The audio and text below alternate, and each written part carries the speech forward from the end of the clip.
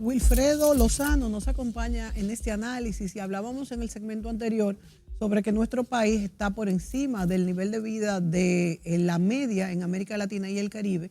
Sin embargo, como una pareja de jóvenes compra una casa, una vivienda, un pequeño apartamento con lo que gana, no solamente una pareja de jóvenes, una pareja de que no es tan joven y ni hablar de los retirados que tienen una realidad también muy difícil. ¿Y qué pasa en América Latina al respecto? Ahí se mezclan varias cosas.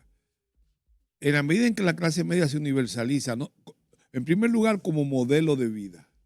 En segundo lugar, desde el punto de vista demográfico, se hace cada vez más fuerte.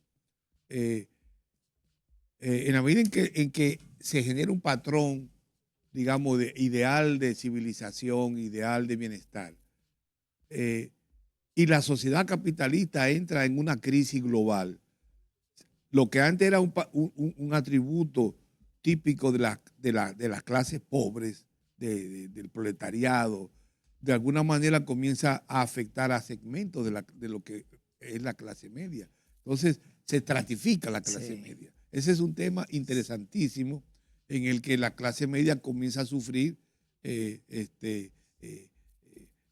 las consecuencias de una sociedad cada vez más desigual. Una sociedad donde los recursos se concentran en una élite muy fuerte y en un segmento privilegiado. Entonces, pero esa familia de clase media tiene expectativa de vida muy elevada, que están por encima de la de un obrero o la de un campesino.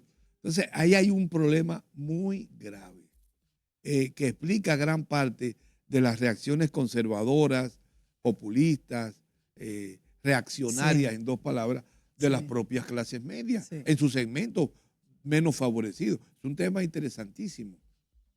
Entonces, por ejemplo, en Francia, la señora Le Pen encuentra parte de su base política en las clases medias. Y no en los obreros. En los trabajadores sí, y en la clase media más pobre. Sí. Es interesantísimo. Y por eso hay personas antimigración también. Exactamente. Porque consideran que le quitan sus oportunidades. Por eso, entonces hay reacciones muy interesantes. El nativismo, la xenofobia antimigratoria, etc. Entonces, es decir, la llamada clase media está situada en el ojo del huracán de las transformaciones civilizatorias. Teóricamente,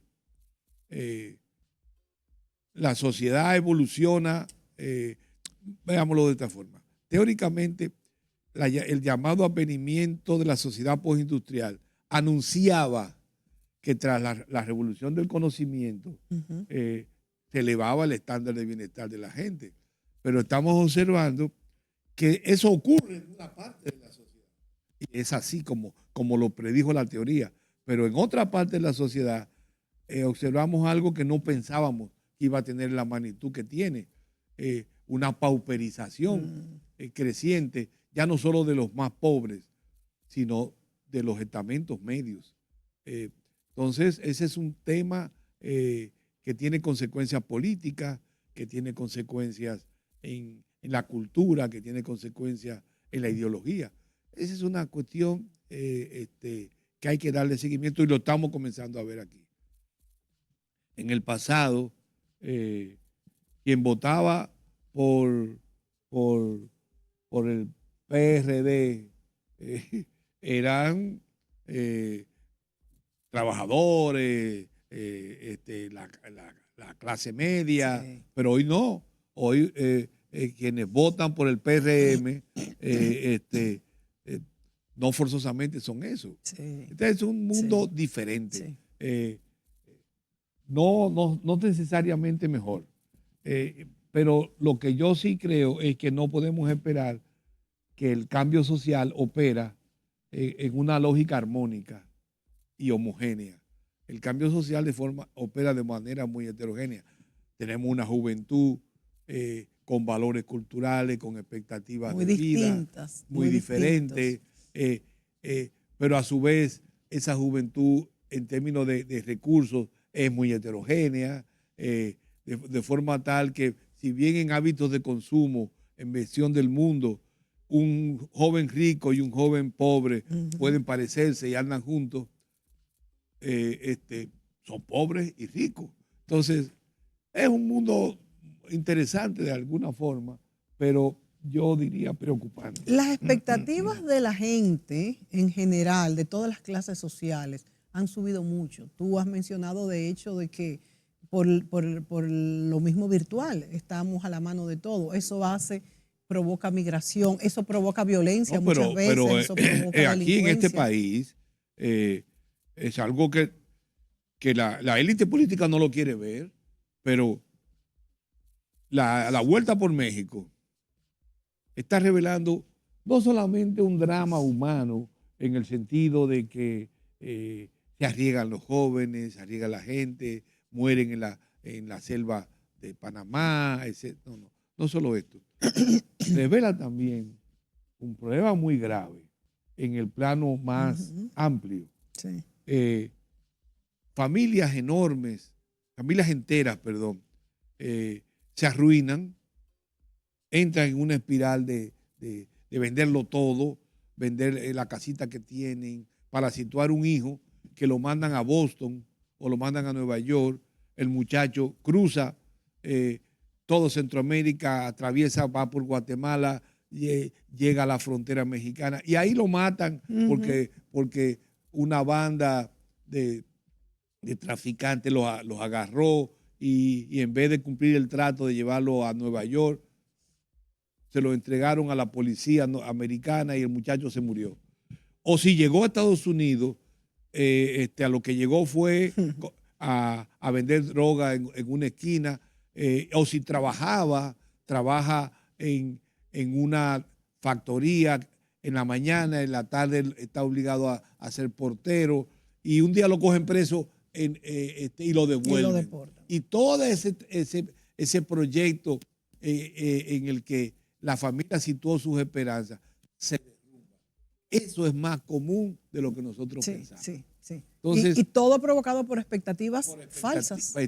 Exactamente. Sí. Ese es un tema dramático. Esa es una cuestión terrible. Y, ¿qué te digo? Esto es una conversación que puede moverse por mucho. Sí, como debe ser, porque es una zona muy amplia. Por ejemplo, en Brasil, la gente ve las favelas. Nosotros vemos las favelas, los barrios llamados marginales, como aglomeración de pobres. No. Una favela es algo más complicado. Ya son micro sociedades con estructuras complejas, donde tienen una gran autonomía del Estado. Las bandas son las dueñas, imponen la ley ahí, una ley nueva, un esquema de valores y de controles diferentes. Son micropaíses. Dentro de un país. Entonces, mira lo que pasó en El Salvador.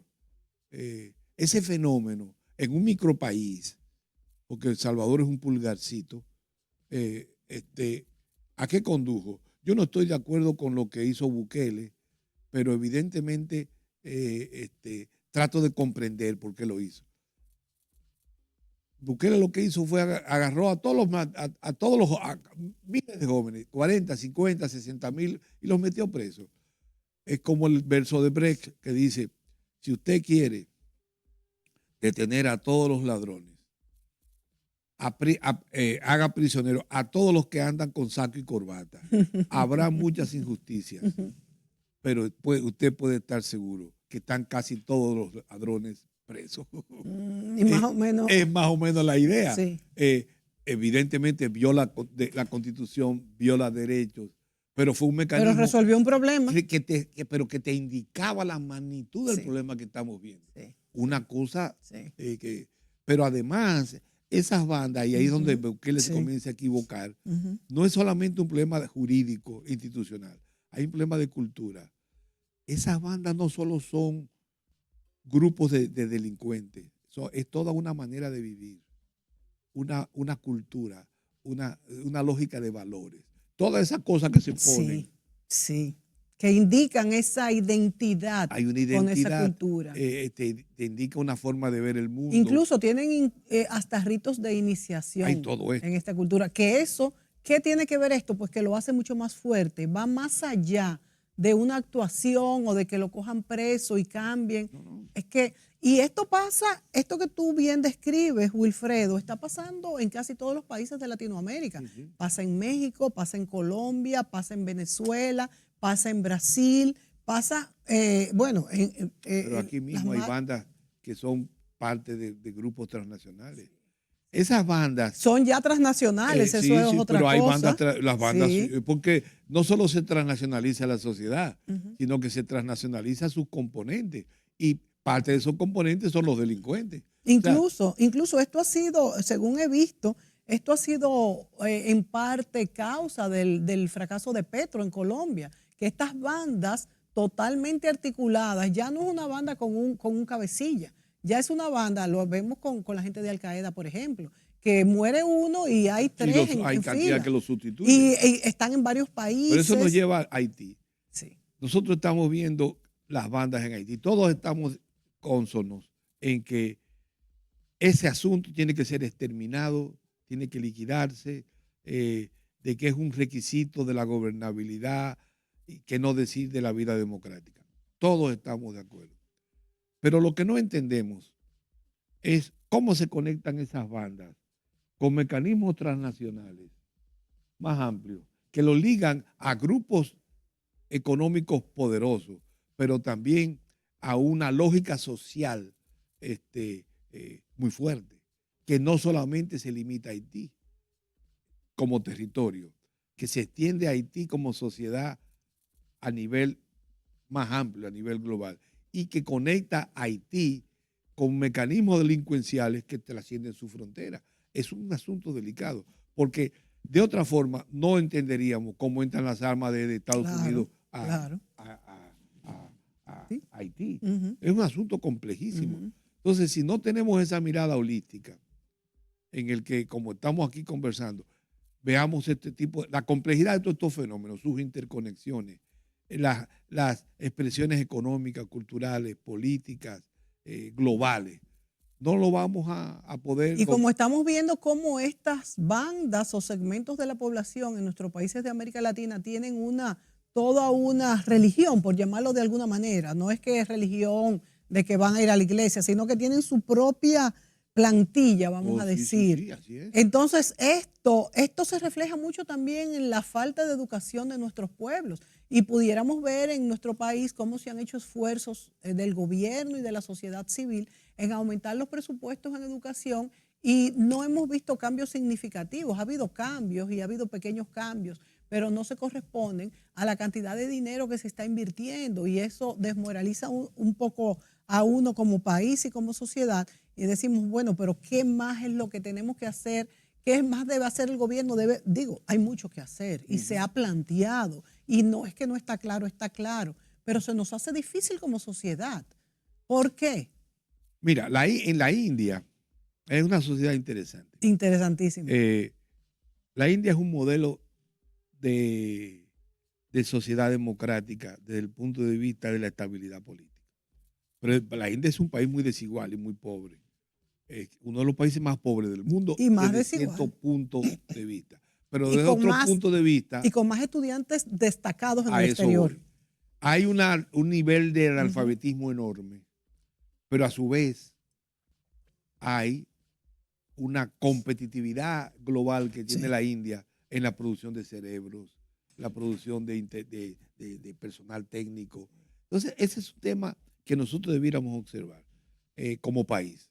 Es decir, no tenemos que esperar a que toda nuestra sociedad tenga un nivel de lectoría, que tenga estatus universitario para competir. Los hindúes compiten pese a esa profunda desigualdad. En esa sociedad donde hay cantidad de pobres, tienen satélites allá arriba y producen de los matemáticos mejores del mundo. O sea, y eso genera contagio. Y eso es exactamente. Entonces, esta es una cosa muy, muy interesante. y te lo digo como una respuesta a la idea de qué más necesitamos hacer. Nosotros tenemos que construir los nichos de competitividad que nos permitan situarnos en la modernidad. Yo me sentí muy contento el otro día que vi en la televisión a Ito Bisonó hablando. Y él hablaba de unos programas que tienen muy interesantes para captar inversiones en estas zonas francas, inversiones de alta requerimiento tecnológico.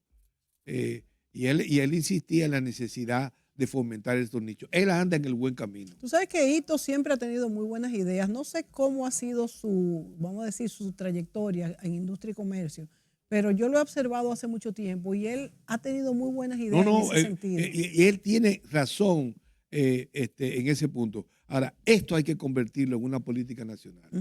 Que no sea solamente un estímulo, una lógica estatal. El sector privado tiene también que moverse allí. O sea, avanzamos con dificultad y que tengamos problemas en la educación básica y que haya dificultad en la universidad, no nos debe a nosotros arredrar en el sentido de que no podemos crear nichos. Sí se puede. No estoy con esto apelando a ser una élite que le dé la espalda a los... Es que es hacerlo sin darle la espalda. Sin darle la espalda. Es hacerlo sin darle la espalda. Así como podemos, nosotros los dominicanos somos muy propensos a una crítica demoledora de todo, también tenemos que reconocer que en este país se hacen cosas. Y yo me sentí muy contento con esa iniciativa en la que Industria y Comercio ya no es simplemente una agencia burocrática de administración de una ley, es un centro que estimula la producción de tintas de pensamiento y una lógica productiva y de inversión nueva. Es por ahí que tenemos De hecho, Wilfredo, ahora existen los inversionistas ángeles que apuestan a microempresarios y a emprendedores pequeños que no pueden bancarizarse. Y creo que en Industria y Comercio tienen algo sobre esto. Es cosas muy interesantes. Sí, cosas muy interesantes. Yo te iría más lejos. Hace mucho yo trabajaba, cuando yo era joven y tenía entusiasmo en la investigación, yo trabajé con un colega de la Universidad de Princeton.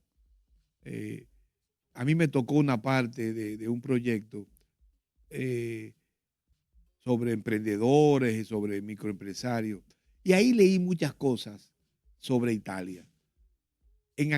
Hace 30 años, los italianos en el norte de Italia habían emprendido una serie de inversiones que produjeron un reacomodo rotundo en Milán, por ejemplo, de una gran parte de la clase obrera que se quedó sin empleo con las transformaciones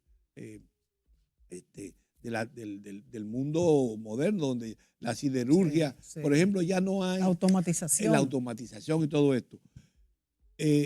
Los italianos desarrollaron microempresarios de altísima capacidad.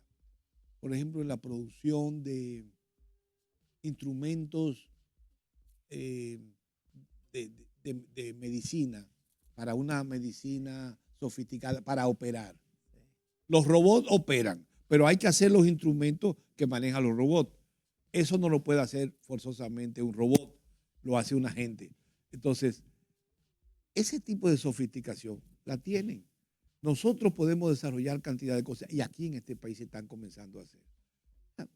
Yo creo que también hay signos esperanzadores. Yo pienso lo mismo, pero tenemos que encauzarlo totalmente. Y no dejar lo que hace otro por el protagonismo, que por cierto, eso se ha manejado muy bien en este gobierno, que no ha dejado, le ha dado continuidad a los proyectos.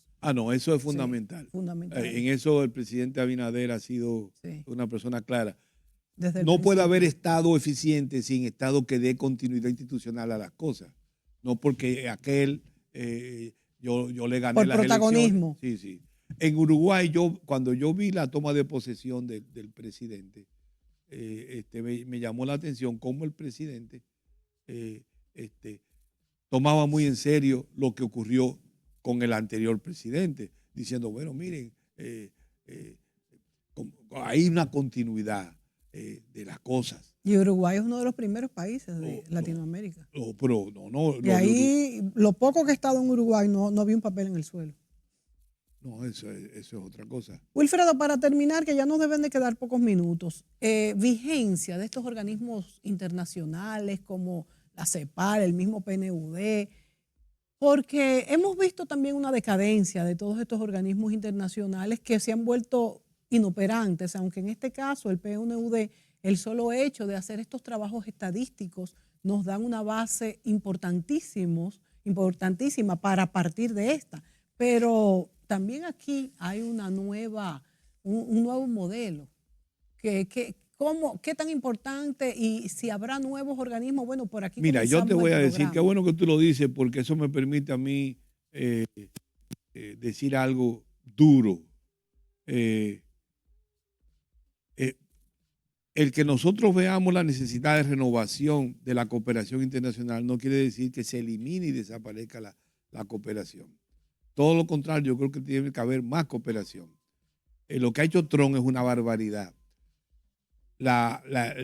Los americanos salir de la Oficina Mundial de la Salud trae una profunda consecuencia. Miles de personas en África van a quedar afectados y miles de personas podrán morir al haber salido de Estados Unidos de esa oficina. No puede haber la generación de asistencia social, de cooperación internacional eficiente, sin que los grandes países cooperen y de manera significativa intervengan. La salida de Trump de la OPS, su salida de UNESCO pone la cultura en bambalinas. O sea, es una situación delicada. Hay, por la moda de que Trump ahora tiene esa cosa nativista de que quiere cerrarse, de que no necesitamos a nadie. Trump necesita al mundo. Y si abandona el mundo lo va a abandonar a él. Y si se comienza a vender el petróleo en otra moneda, está muerto. Eso le afecta, ¿verdad? Entonces yo sí creo que la cooperación sigue teniendo hoy más que nunca vigencia. Evidentemente, posiblemente requiera un sacudimiento antiburocrático. Sí, lo necesita. Requiere un esquema más flexibles, fluidos, en el que la cooperación llegue más fácilmente a la ciudadanía, pero tiene que haber cooperación. Que nosotros hoy seamos un país de renta media y tengamos menos necesidades de este tipo de recursos no quiere decir que no lo necesitemos. Y no quiere decir que muchos países en el mundo no lo necesiten. Entonces, esperemos que Trump, con su espíritu negociador, lo que quiere es negociar y quizás darle un sacudión a estos organismos y pueda volver. Yo tengo muchas dudas, Mónica. Lo de Trump es una cosa terrible. Él es como Rico MacPato. Solamente ve 2 signos de dólares en la cosa a la que se vincula. Y eso es muy peligroso. Es terrible. Pero yo creo que tenemos que preocuparnos por ese abandono de los países poderosos, pero sobre todo de Estados Unidos, a organismos como OPS, OMS, UNESCO. Que han hecho un gran papel en el mundo. De que haya que darles un sacudión, eso es otra cosa. Wilfredo, se nos acaba el tiempo. Muchísimas gracias por tu análisis. Es algo que a veces no nos gusta sentarnos a entender el contexto de por qué pasan las cosas y de las situaciones. Y más nosotros que estamos en esta región de América Latina y el Caribe, que como decimos, tiene tanta vulnerabilidad, tanta violencia, y somos una población pequeña, somos menos del 10% de la población mundial. Así es. Sin embargo, he visto que según análisis del mismo PNUD, tiene hasta 1/4 de la violencia de lo que es el mundo. Tenemos que trabajar y todos tener pues, un paradigma, un modelo claro en nuestra mente de cómo debemos actuar en el mundo y no hacerlo por sectas, sino con un pensamiento crítico. Wilfredo Lozano, muchas gracias. A ustedes, amigos, gracias por sintonizarnos y será hasta la próxima. Gracias a ti, Mónica.